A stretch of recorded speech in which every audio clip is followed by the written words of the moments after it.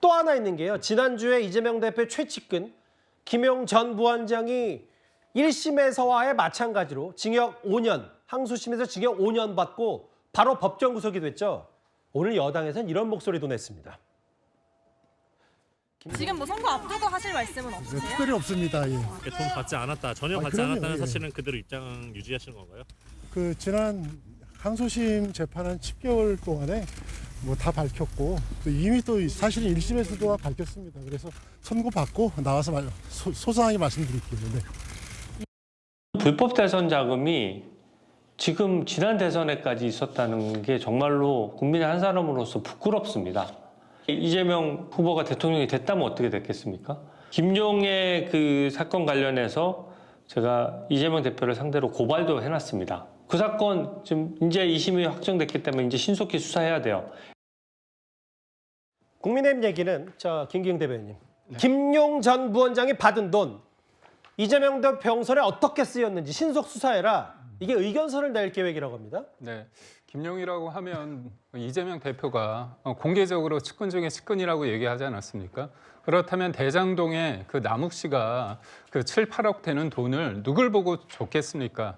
대장동 관련해서 수혜를 입었기 때문에 그 돈에 대해서 줄 수밖에 없다고 생각하는 거 아니겠습니까? 그게 합리적인 추론이라고 볼 수밖에 없고요. 그래서 우리가 대장동 저수지 그런 얘기까지 나오지 않습니까? 이재명 대표가 경선용으로 하겠다고 김용 씨가 얘기를 했기 때문에 실제로 그게 경선에 쓰였는지 아니면 본인의 어떤 주머니 속에 들어가 있는지 그 부분을 밝힐 수밖에 없고요. 무엇보다도 우리가 앞서 언급을 했지만 백현동 로비스트 김인섭 씨도 한 77억을 받았습니다. 그 성남시의 인허가권이 누가 가지고 있었습니까? 이재명 대표가 가지고 있었고요.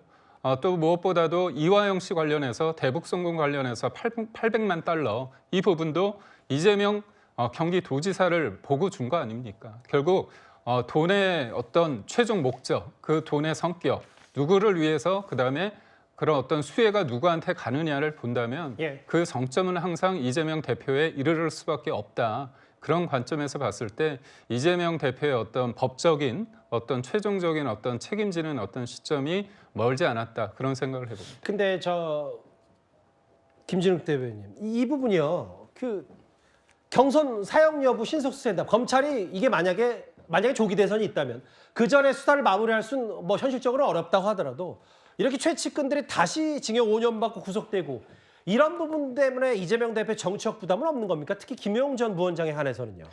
김용 전 부원장이 지금 2심 재판이 끝나고 나서 본인의 SNS에다가 심경을 밝힌 게 있습니다. 거기에서 이렇게 주장을 하고 있습니다. 여전히 김용 전 부원장은 무죄를 주장하고 있고요. 본인은 이 유동규 씨의 주장처럼 만난 적이 없다라는 부분을 얘기하고 있고 그 근거로서 구글의 타임라인의 원시 데이터를 얘기하고 있습니다. 그리고 이 원시 데이터가 조작되지 않았음을 사적으로도 감정을 받았고 검찰 측에서 제시하는 기관에 가서도 검정을 받았을 때 거기에서 조작은 없었다라는 것을 분명하게 확인을 받았음에도 불구하고 이번 재판부가 그 부분에 대해서 반영하고 인정하지 않았던 부분에 대해서 굉장히 부당하다 이런 지금 주장을 하고 있는 것이거든요. 지금 김용 전 대변인이 받았다라는 돈이 만약에 지금 김용 전 부원장의 얘기처럼 좀 받은 사실이 없는데 억울하게 지금 저렇게 그 상황이 가했다면 그랬다면은 지금 주진우 의원의 주장처럼 그것이 대선 경선의 돈으로 경선 비용으로 사용됐다라는 주장 역시 타당하지 않다라는 것이기 때문에 일단은 김용 전 부원장의 무죄 부분에 대해서 이 대법원의 판결까지 받아본 이후에 저런 주장을 하셔야 되는 것이 아닌가 싶습니다. 어제 이재명 대표의 교섭단체 대표 연설 때 꽤 국민의힘 의원과 공방 언쟁들이 있었다면 오늘은 권성동 국민의힘 원내대표 차례였습니다. 어떤 장면이 연출됐는지 꽤 궁금합니다. 왜 비상조치가 내려졌는지 한 번쯤 따져봐야 합니다. 29번의 연쇄탄핵, 23번의 특검법 발의, 38번의 제2요건 유도, 지금 우리가 겪고 있는 국정혼란의 주범, 국가 위기의 유발자, 헌정 질서의 파괴자는 바로 민주당 이재명 세력입니다, 여러분. 국정 혼란의 목적은 오직 하나, 민주당의 아버지 이재명 대표의 방탄입니다. 이재명 대표의 형이 확정되기 이전에 국정을 파국으로 몰아 조기 대선을 유도하고 이를 통해 대통령직을 차지하려는 정치적 모반입니다. 연설하는 사람이나 박수 치는 사람이나 수준 좀 높여주십시오. 그러세요.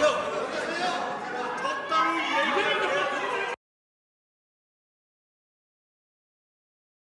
일단은 표면적으로 봤을 때 이동학 의원님, 어제 이재명 대표가 민주당 의원들은 이제 권성동 대표 교섭단체 연설할 때 딴지 안 걸겠다라는 취지 얘기도 했었는데 일단 그게 지켜지진 않았어요. 어쨌든. 저는 큰 틀에서는 지켜진 것이 아닌가라는 예. 생각이 들고 예. 일부 저렇게 좀 있었지만 일정 부분 권성동 원내대표의 연설문에서 도발하는 포인트가 굉장히 많았습니다. 예. 그런데 여기 역설적이게도 도발에 응하지 않는 민주당 의원들의 모습을 보니까 본인 스스로가 연설하다 말고 멋쩍게 웃는 모습도 오늘 봤거든요. 저는 그러한 측면에서 이재명 대표가 지난 윤석열 정권 동안 이 사법 정치 검찰에 의해서 뭔가 계속해서 이 공격을 당할 때는 솔직히 품도 없고 뭔가 굉장히 여유도 없어 보이는 모습들이 보였던 건 사실입니다. 예. 그런데 최근 들어서 굉장히 이 보폭도 넓어지고 굉장히 유연하게 지금 바뀌고 있어요. 특히 당내 다양한 이견을 품자, 그리고 그것이 시너지가 날 것이다라고 얘기했고, 특히 오늘 어떤 인터뷰에 나와서는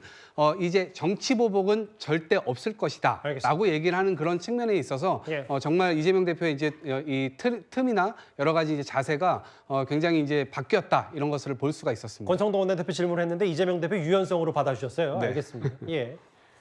어제 있었던, 오늘 있었던, 그리고 여야 대표의 교섭단체 연설 얘기는 영상으로만 준비를 했습니다.